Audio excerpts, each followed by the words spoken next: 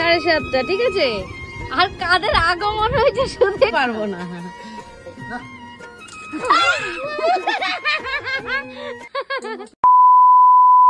এখন ঘড়ির কাঁটায় বাজে 7:30, ঠিক আছে?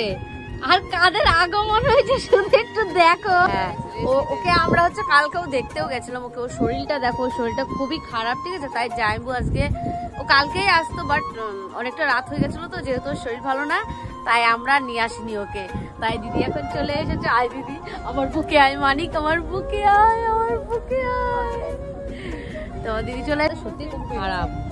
তো জাইম্বু এসেছে, জাইম্বু ষষ্ঠীতে আসেনি কিন্তু আজকে এসেছে, আর এসেছে দিদিকে মেন কারণ দিতে। তো হাই, তো ভিডিওটা একদম শুরু করলাম সকাল সকাল।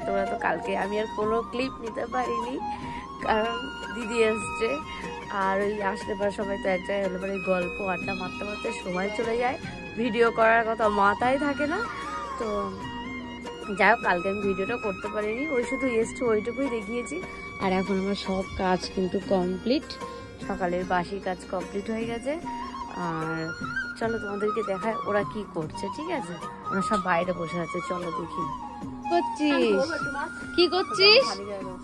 ও কত মাছ এনেছে দেখো, এই মাছটা ধরবো। বাজারে গেছিল জ্যান্ত চিংড়ি, হ্যাঁ দেখি তো, একটু তোল, একটু তোল একটা জ্যান্ত চিংড়ি। ওরে বাবা, দেখো জ্যান্ত, সকাল সকাল বাজারে গিয়ে মাছ নিয়ে চিংড়ি। এই প্রথমবার আমি জ্যান্ত চিংড়ি দেখলাম।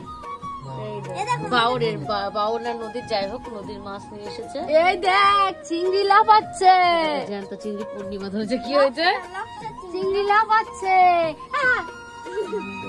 এই মাছগুলো কে কাটবে? আমার মেজদি।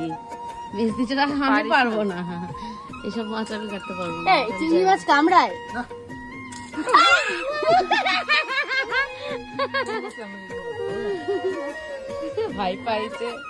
ভয় পাইছে পূর্ণিমা। আর ধরবি মাছ কে? তো এখন এই মাছগুলো কাটবে, জ্যান্ত চিংড়ি মাছ দেখতে বেশ ভালোই লাগে। আমি প্রথম দেখলাম জ্যান্ত। কি ব্রাশ করিনি আজকে, তাও একটু তাড়াতাড়ি উঠেছি, এমনি দিন তো 9টা 9:30 ঘুম থেকে ওঠে না। চলো এখন মাছটা কাট।